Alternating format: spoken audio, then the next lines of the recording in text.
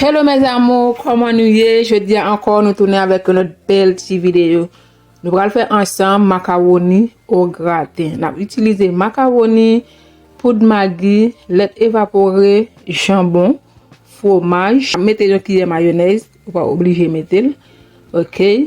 Poivron, oignon, beurre, la vache qui rit, un grain de Maggi. Ok, on suit ensemble. Premier ça que nous allons faire, nous allons aller mettre de l'eau pour nous capable bouillir macaroni nous pas quitter le fin cuit net. OK?